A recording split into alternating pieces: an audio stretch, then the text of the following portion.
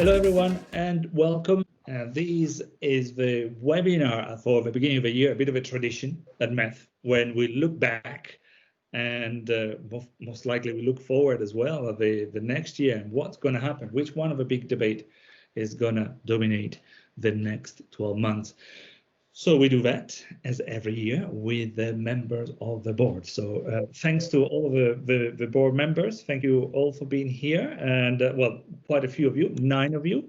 I'll do a quick call one by one if you want.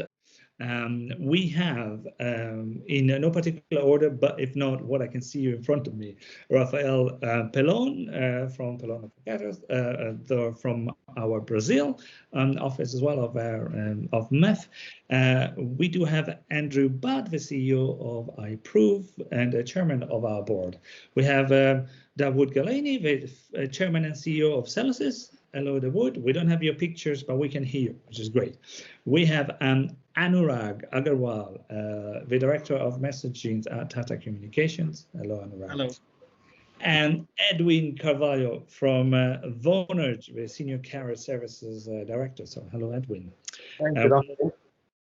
Thank you. We also have Stuart Neal, the chief business officer for mobile identity at Boku. Hello. Hi there. We also have Robert Gersman, the chief evangelist and co-founder of Sinch. Hello, Robert. Hi.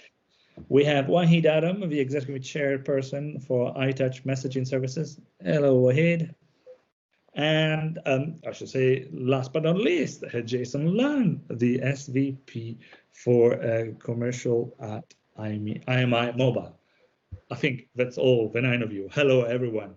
Great to have so many voices to talk about what's happening in the next year. Now, 2020 was not probably the easiest of the year, given everything that happened, but it was not an easy one to predict for sure.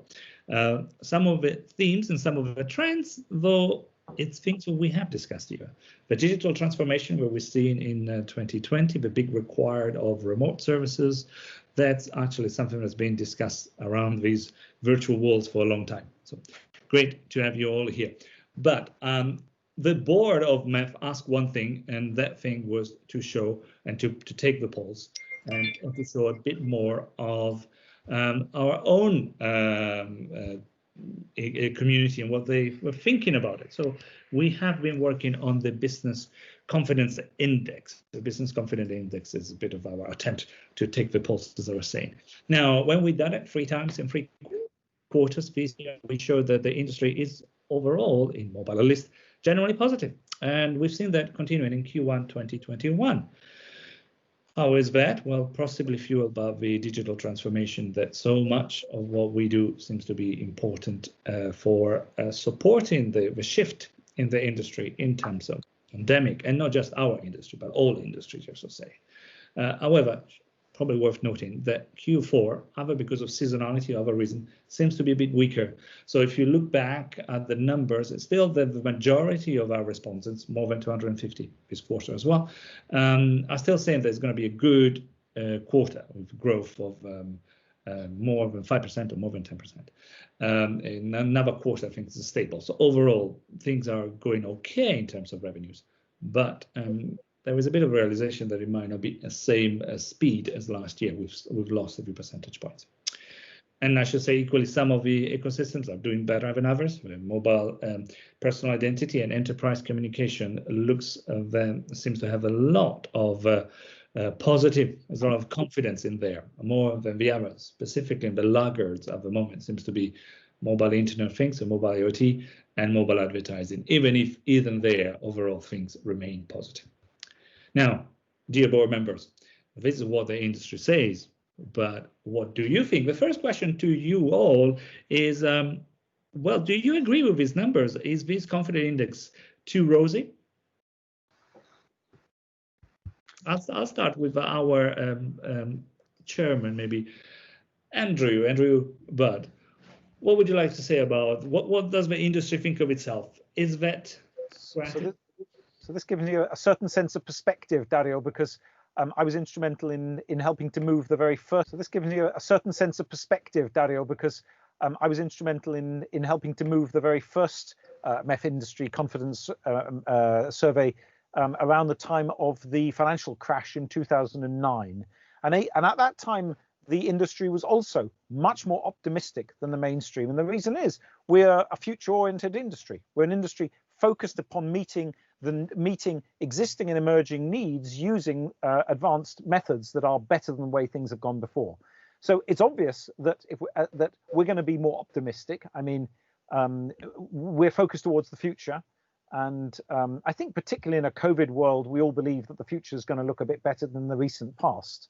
And we're doing things better than have been done before. So I think it's almost physiological for our industry to view the future with justified optimism. And there are a number of factors, I think, within COVID that are driving, that are actually stimulating demand for our particular services. Remote working, distributed workforces, these are all things that drive demand for the services of many organizations within the ecosystem. So although perhaps we should say it a little bit tactfully and with humility, some of our businesses have seen demand driven by the pandemic. And I think that's partly what's reflected here. I see quite a few nods in between our different speakers. Anybody else would like to make a comment on this data, on the confidence level of the industry? Do you see that represented within your suppliers, and your own buyers of your services? Robert. Yeah, no, I tend to agree with what Andrew just said. There's an underlying trend in digitalization, which I think in mobile we all benefit from. On top of that, you have COVID, which for some sectors obviously has been very bad, but for others, as Andrew alluded to, has been a big boost for the business. And generally, again, digitalization has been sped up by COVID. So on a balance, I think for our industry, COVID has actually been beneficial. And I think the behavioral shifts that COVID have brought to society as large will to some extent remain post-COVID, which again is going to benefit the mobile industry. So I'm not surprised to see the confidence index being fairly high. Well, great. So let's talk about some of the topics behind that as well. One of the two areas we've seen it that seems to show the highest level of confidence is the area of digital identity, personal data, as we'll call it and group it together here at MEF. Now, that includes many things, including the authentications of people, etc., the ability to make sure that to distinguish in a digital world, anonymous digital world, who you are first. Now, how are things happening there? Are we seeing a big speed up? Are we going to see in 2021? Is things going to be dramatically different from 2020? I think we've got a few. We'll start with Andrew again, but then we'll open the floor to others. So there's no doubt the pandemic has changed things dramatically.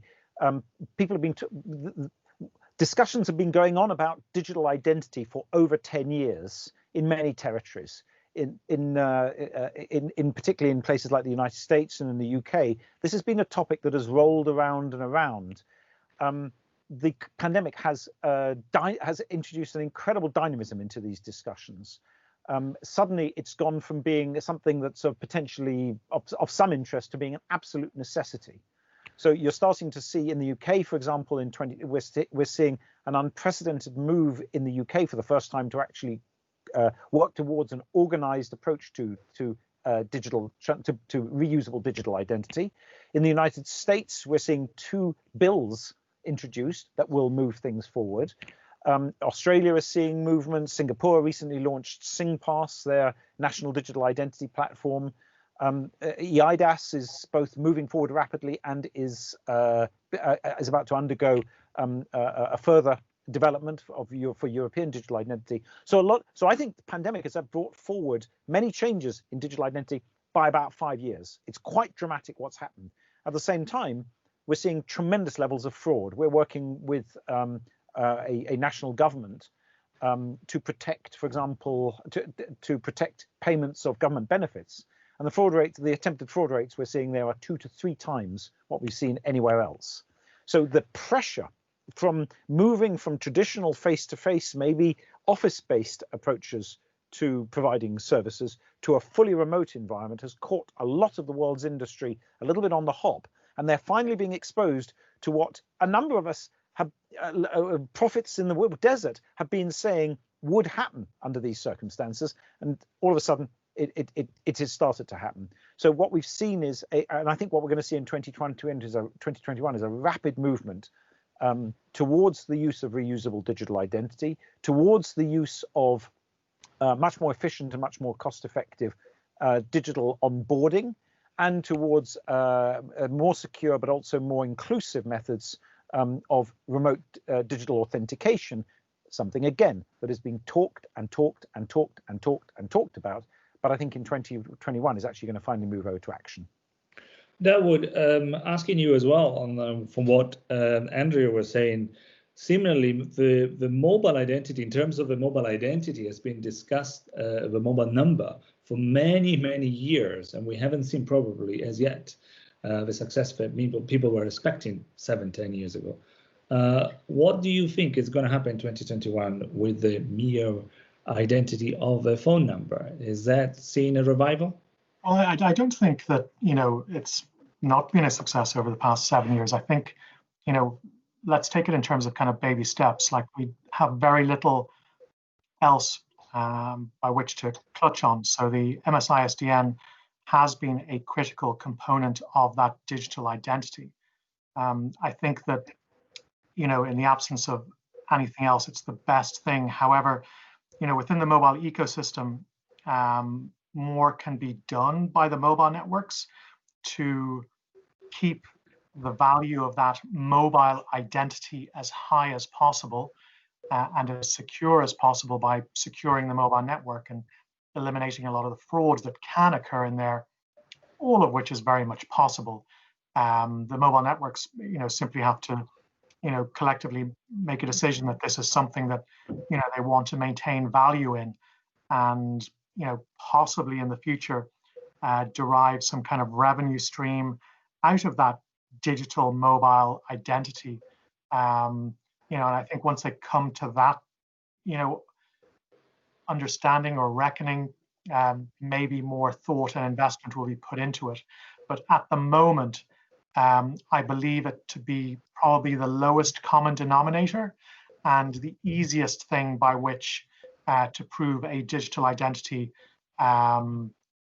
without going into biometrics and whatnot. So, baby steps, and it is, I think, a key component of this shift towards digital identity.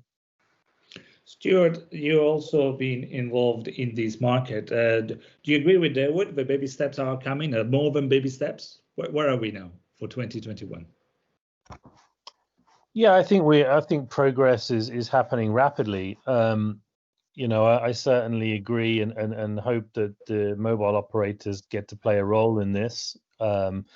As global carrier and a mobile-centric commerce increases, there is a greater need to be able to seamlessly authenticate users, and so there is this kind of typical quandary that happens between, shoring up the ecosystem to prevent fraud and identity theft, and also enabling the rapid growth of mobile commerce. And very often those two things are at odds. And so, I think what people are looking for is to be able to, real time seamlessly authenticate somebody, and that might include some element of, digital footprint or identity. There is a question around custody of that identity. Who do you trust? Who's going to own it? I think more likely, from my perspective, there will be a combination of factors that go to kind of form a kind of user identity mechanism. So, it's not entirely relying on a government to provide your digital identity. It will be a combination of things such as your phone number, your biometric, and a bunch of other bits and pieces that can give somebody assurance that you are who you say you are when you're interacting on a mobile. And it will be also a combination of, deterministic factors and probabilistic factors. So do I believe it's you because the confidence is high that these things pan out, or do I absolutely 100% know it's you? And I think that's going to be really interesting.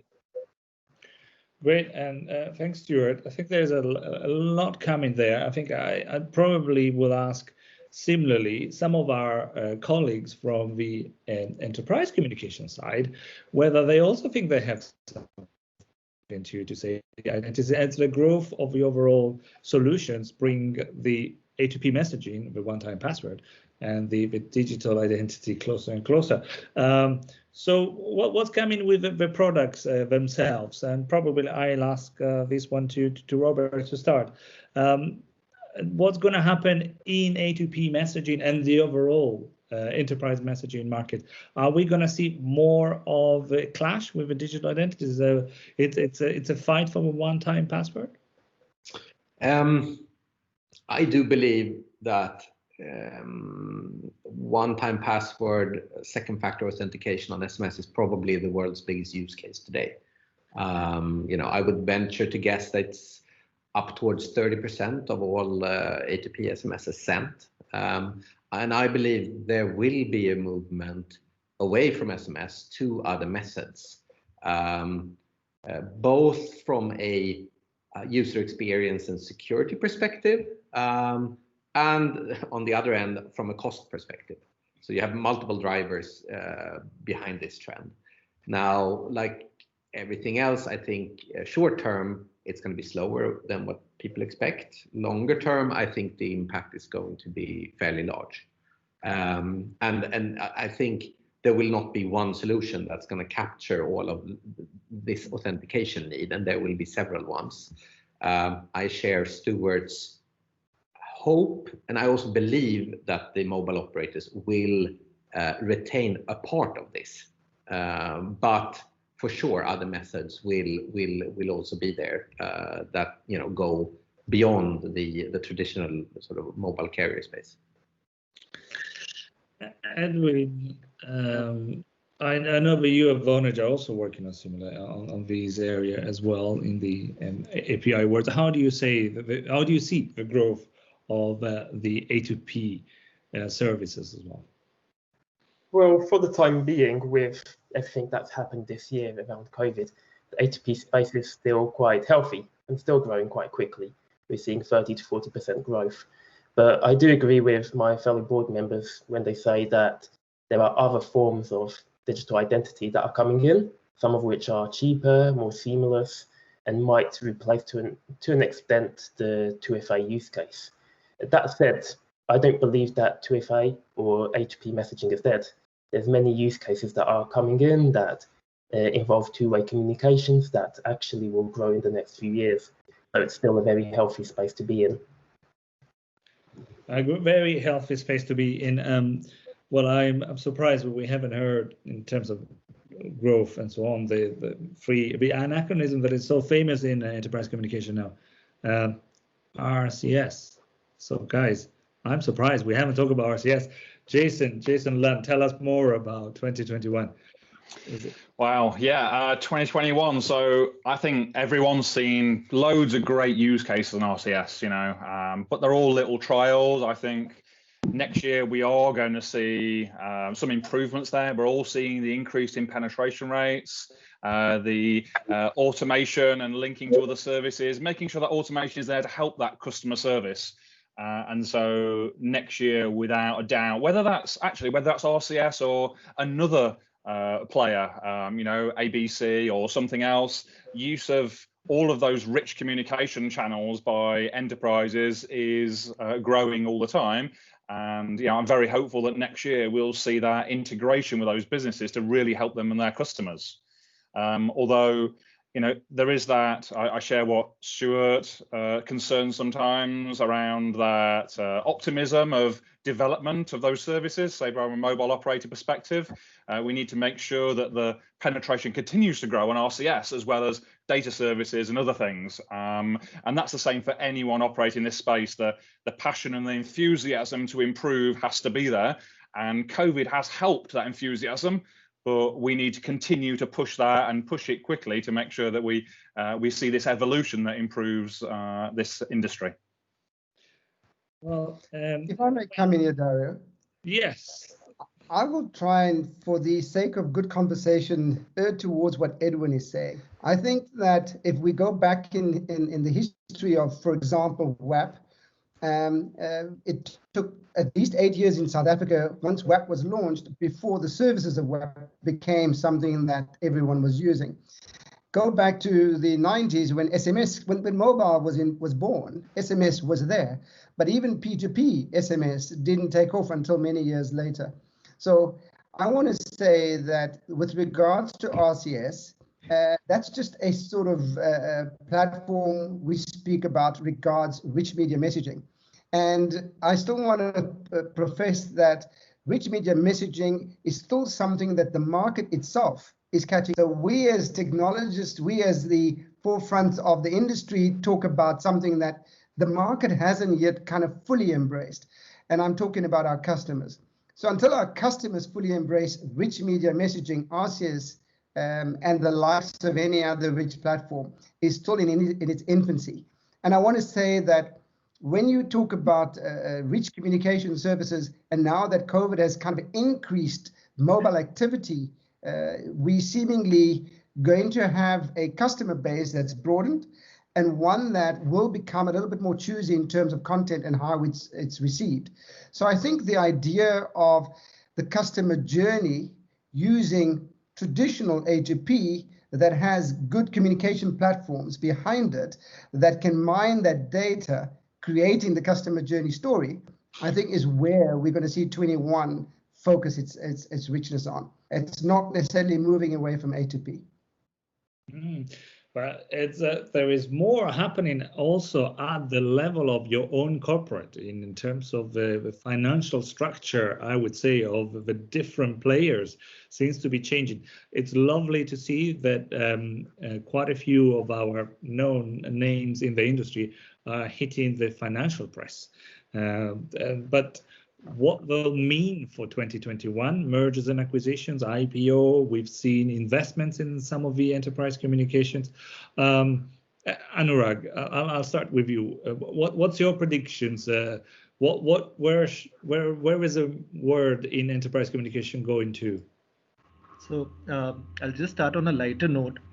There was this message doing the rounds on our mobiles some time back, wherein companies were asked that who finally ushered the digital revolution or created the digital strategy for your companies. And the answer was, it's not the chief digital officer, it was COVID-19. And that's what actually brought about this rampant digitalization globally. What I saw as a result of this is that enterprise communication came to the forefront. And as you very rightly said, the financial press, more than just the industry press, the financial press, the global visibility of enterprise communication, the importance and the significance of enterprise communication enablers has risen tremendously. And we have Asian funds who are investing in European companies. We have European companies acquiring Indian companies. We have so much that is happening at a global level, cross geographically. And I feel this is just the start of it. Wahid mentioned about some regional nuances, and what I believe is that there have been a lot of pockets of strength which have been developed in the past couple of years, and now is the time when these strengths are getting amalgamated and consolidated, and each of these regional players have some level of regional nuances and strengths which they've been capitalizing on. And what the global players, the bigger ones, the big fish are doing is now getting them all together under a single umbrella and being able to offer this on single platforms to various geographies to suit their respective needs. So something which might work in Asia may not work the same in, say, Latin America, and hence being able to have these local pockets of excellence as part of your overall umbrella strategy is really going to play a big role. And I feel 2021 will see a lot more of these mergers, acquisitions, investments, IPOs coming in the front, and these enterprise communication enablers becoming the the talk of the town. Yeah. Well, lots of things seems to be changing then. Are the rules of the game still going to be the same? So we ask Rafael Ballon, what's your view on the overall regulations? What's happening out there? Hi.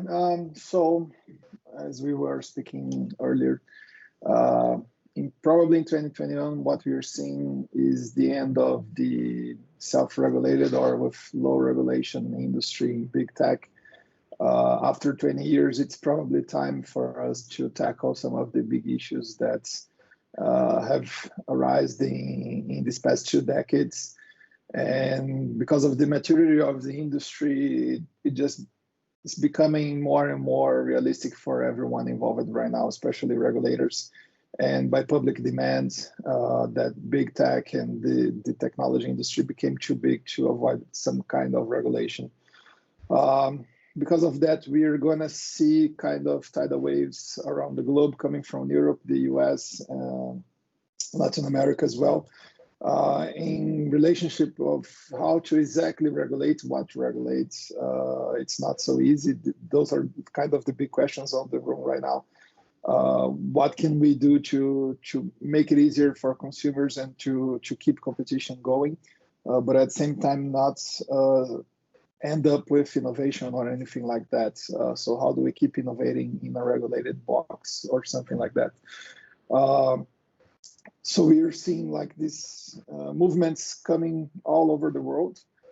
It's going to impact also how companies keep innovating and developing new products, because of course, when you have some level of regulation that basically tackles and steers the focus of all of the management, all of the researchers of these companies, and they have to pay attention to how to actually create new services and products in light up with some level of regulation, or they can't be just experimenting freely.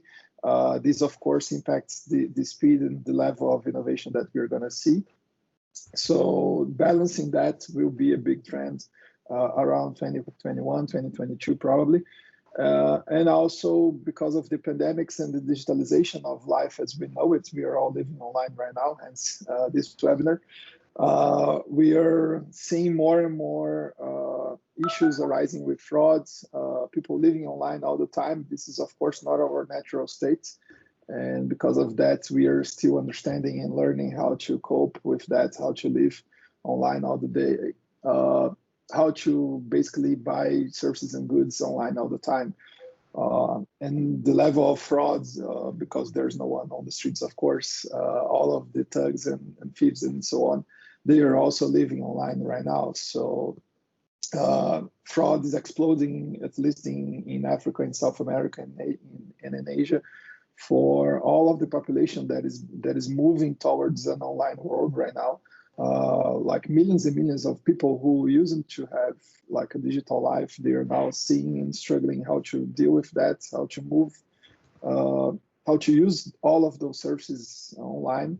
And the need for anti-fraud services, the need for education, the need for creating this culture where people that weren't used to live online will need to do so in order to survive and to exercise their citizenship. That all will impact how we develop business and probably our future on next year. And it's fantastic to end off on having a view of all of you agreeing on so many of the topics. But let me ask you again, is anybody disagreeing on some of the things that's been saying right now? Shout, please, because otherwise I'll put down that the industry big trend is cooperations and harmony. It's happening right now.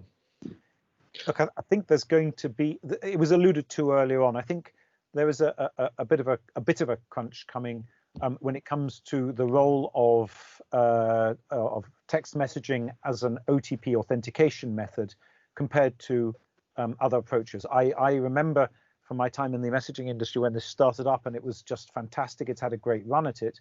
It has, of course, a huge advantage, which is that it's tremendously inclusive.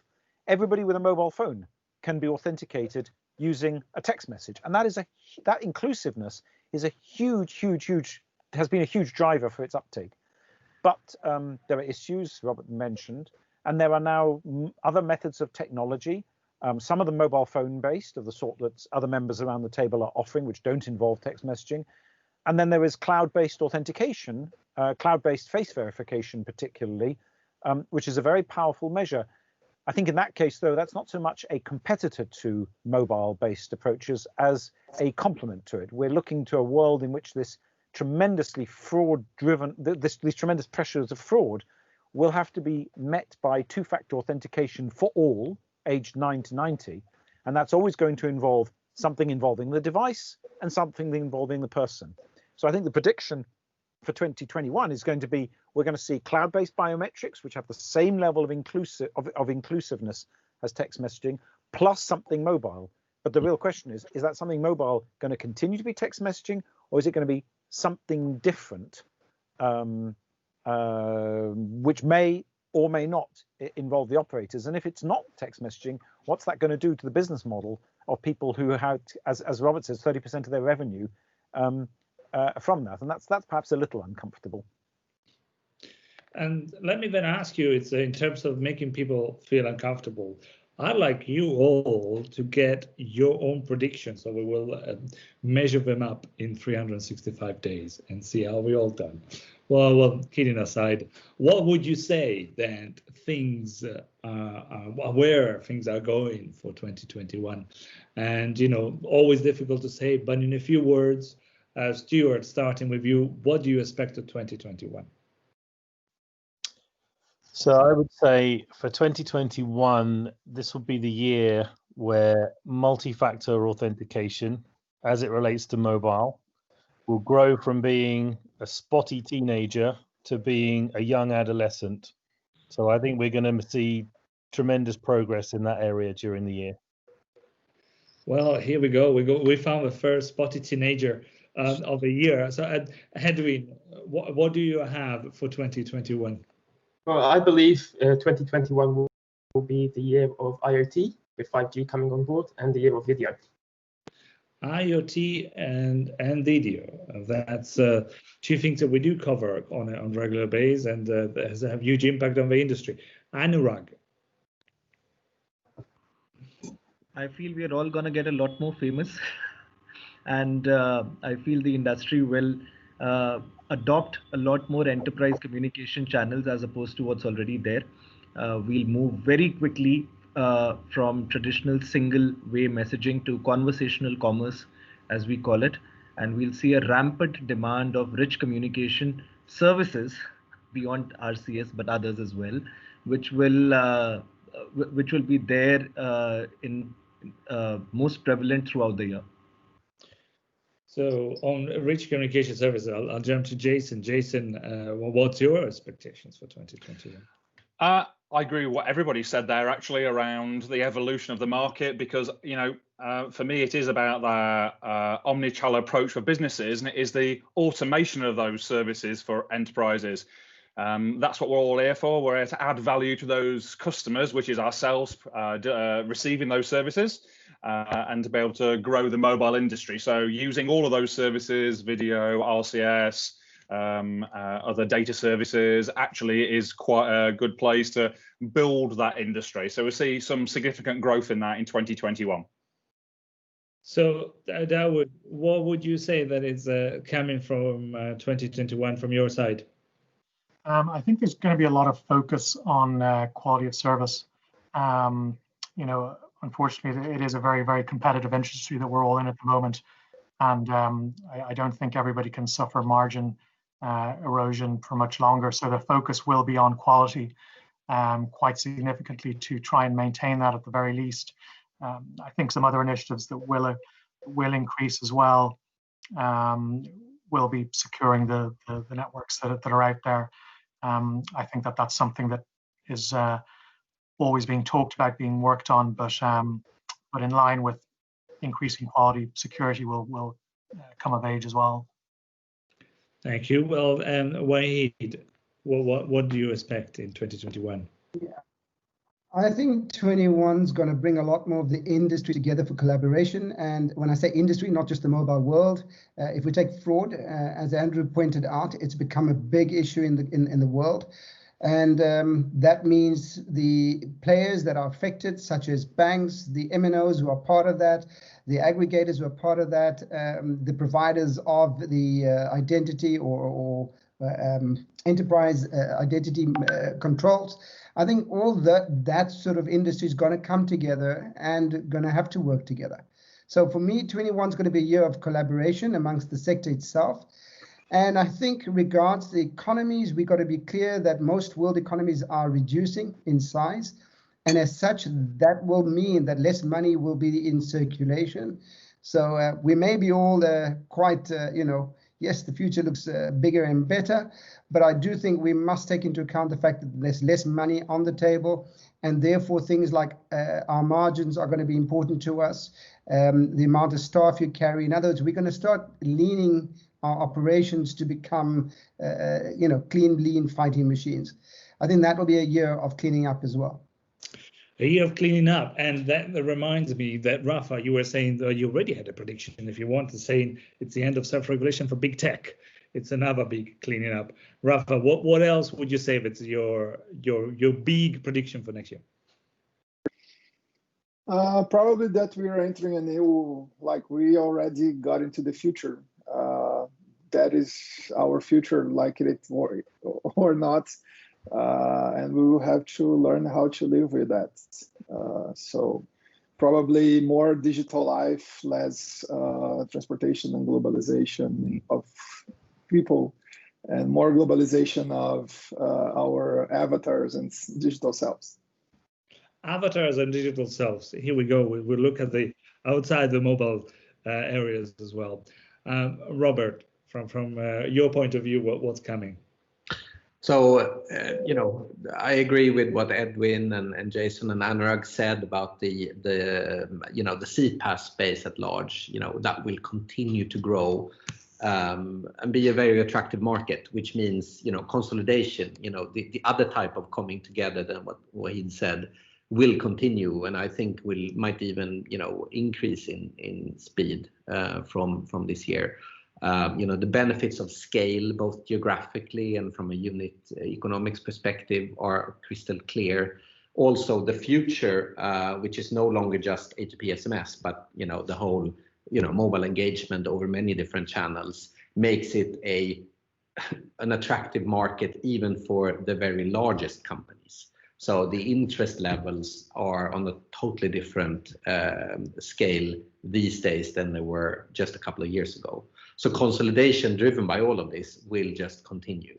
I think that's my big prediction for next year. So more consolidation from Robert and Andrew as our chairman. Let me ask you your personal and the total views of what's happening in 2021. So I'm an optimist, and I think one of the things that we have to factor in is that when the floodwaters of the pandemic recede, there is going to be I think there's going to be a tremendous burst of recovery activity, which is going to catch us all with a bit of a pleasant surprise. So a lot of organizations, enterprises, consumer-facing, industrial, that have been forced by the pandemic to transform, as Anurag said, are going to move into what will be sunnier times in the back half of 21 and into 22 with a dramatic burst of development and change. Yes, there's no money around, but there is a lot of debt around which will help to finance it. What that means is that our industry, our ecosystem, is going to have to be capable of moving surprisingly fast on a surprisingly large scale and surprisingly innovatively. And exactly as Robert said, there are two ways we can do that. Very few single companies have the ability to respond to that rapidity and scale of opportunity all by itself, which means that collaboration across the ecosystem is going to be essential. Only if we all work together are we going to be able to respond to this rapid acceleration of opportunity and change. And of course, the MEF was born and has been built on the principle of helping and enabling and supporting collaboration along the ecosystem. And as Robert says, the other way is to build multifunction organizations which have within themselves all that capacity to scale and to support and to respond. And it is also true that the MEF has been a bit of an incestuous organization. A lot of MEF members have bought a lot of other MEF members along the way, and we've seen some of that quite recently. So one way or another, I think that we are in for an exciting and challenging latter part of 2021. As the clouds clear and the sun comes out, there's going to be a lot of cultivating and seed planting and hoeing and harvesting and fruit picking to be done. And we're all going to have to work hard and work together to serve the requirements of that newly resurgent global market. Great. I wrote down sunnier times as well, and I will come back to you, and I will want to make sure that is a real happening for 2021. So I'd like to thank you all. Apologies, I kept you here on this webinar for a bit longer than originally planned, but it was too interesting. But the questions, the agenda will keep on being changed over the year, as we've seen. We're starting with something very solid to focus your votes and come back, as was said before, come back to MEF to make sure that you enrich your discussions with others and listen to all the different opinions. But for these 9 illustrious participants and board members, I'd like to say a big thank you to Anurag, to Edwin, to Stuart, to Rafa, to Jason, to Dawood, to Wahid, to Robert, and to Andrew. And is the best predictions so far. Well done to all of you. I wish all the good things can really happen in 2021. To you all, the best wishes. Thank you. Bye-bye. You too. Bye-bye. Thank you. Dario. Thank you.